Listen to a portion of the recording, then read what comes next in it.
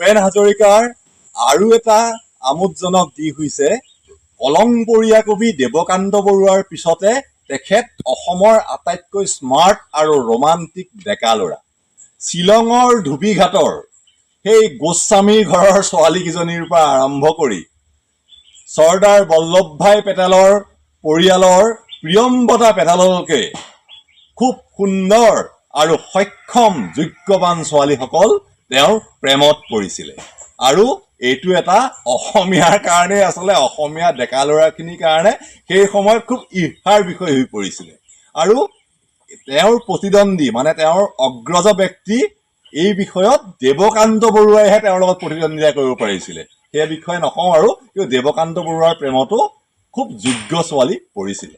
মই বিমূৰ্ত নিশাৰ নায়কো হ'ব বিচাৰোঁ পাণবজাৰত, আৰু অগ্নিযুগৰ ফিৰিঙতিও হ'ব বিচাৰোঁ তেজপুৰত। ভূপেন হাজৰিকাৰ জন্মদিৱসৰ শুভেচ্ছা জনাইছোঁ। তেখেত এজন সংগীত শিল্পী হিচাপে তেখেতক অসমৰ সকলোৱে চিনি পায়, বা তেনেকৈয়ে চিনি পোৱাটো উচিত। এতিয়া গোটেই ৰাজ্যজুৰি তেখেতৰ জন্মদিৱস আজি পালন হৈছে, কিন্তু নতুন প্ৰজন্মক তেখেতৰ জীৱনৰ কেইটামান বেলেগে আলোচনা নকৰা বা আমোদজনক বিষয়েহে ক'বলৈ বিচাৰিছোঁ। প্ৰথম কথা হ'ল কি, তেখেতে নিজৰ জীৱন, নিজৰ ফৰ্মেটিভ পিৰিয়ডটো অসমৰ তেজপুৰত আৰম্ভ কৰিছিলে। তেখেতে তেজপুৰক নিজৰ সপোনপুৰী বুলি অভিহিত তেখেতে কৰিছিলে। কিন্তু তেখেতৰ চমুৱাই ক'বলৈ গ'লে ৰুচিবোধৰ ভিন্নতা আছে।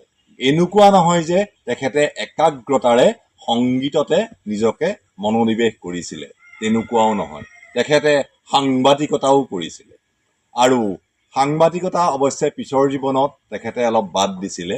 কিন্তু তেখেতে আজীৱন ৰাজনীতিৰ প্ৰতি এক দুৰ্বলতা ৰাখিছিলে। সেই বিষয়টো ভূপেন হাজৰিকাৰ অলপ বিতৰ্কলৈও লৈ গৈছিলে, আৰু বিষয়টো সঁচাকে বিতৰ্কিতও।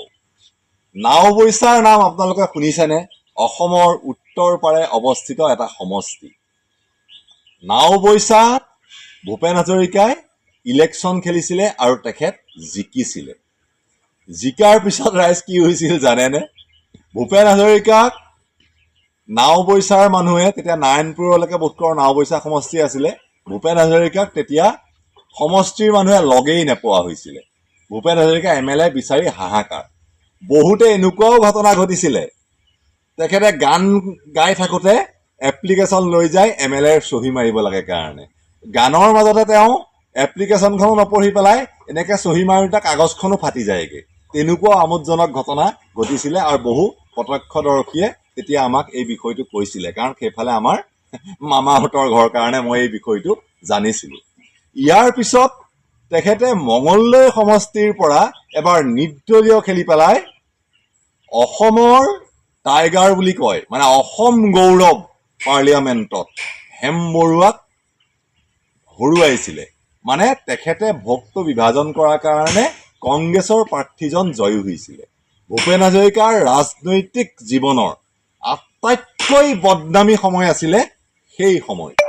কিন্তু ইয়াৰ পিছত তেখেতে ৰাজনীতিৰ মোহ ভংগ হোৱা নাছিলে। মঙলদৈত হৰাৰ পিছত তেখেতে আৰু ইলেকশ্যন নেখেলোঁ বুলি কৈছিলে, কিন্তু তেতিয়াও মোহ ভংগ হোৱা নাছিলে। তাৰপিছত তেখেতে গুৱাহাটীত লুইতৰ পদুম ফুলাবলৈ গুৱাহাটীৰ পৰা ইলেকশ্যন খেলিছিলে। তাৰ পৰা তেখেতক ৰাইজে প্ৰত্যাখ্যান কৰিলে। পিছত ৰাজ্যসভাতো তেখেতে মনোনীত নহ'ল, এয়া একে জীৱনৰ শেষ বয়সলৈকে। গতিকে তেখেত সমান্তৰালভাৱে তেখেতৰ জীৱন গৈছিলে সংগীত আৰু ৰাজনীতি। কিন্তু এফালেদি নাওখন ডুবি গ'ল, এফালেদি নাওখন উৰাজাহাজত লাগি গ'ল। মানে তেওঁ সংগীত শিল্পী হিচাপেই তেখেতে স্বীকৃতি পালে। এবাৰ তেখেতক ৭৫ বছৰীয়া জন্মদিনত আমি উপস্থিত আছিলোঁ। তেখেতক সুধিছিলোঁ, আপুনি অগ্নিযুগৰ ফিৰিঙতি নে আপুনি বিমূৰ্ত নিশাৰ নায়কজন? তেতিয়া তেওঁ কৈছিলে, মই দুইটা। মই বিমূৰ্ত নিশাৰ নায়কো হ'ব বিচাৰোঁ পাণবজাৰত, আৰু অগ্নিযুগৰ ফিৰিঙতিও হ'ব বিচাৰোঁ তেজপুৰত।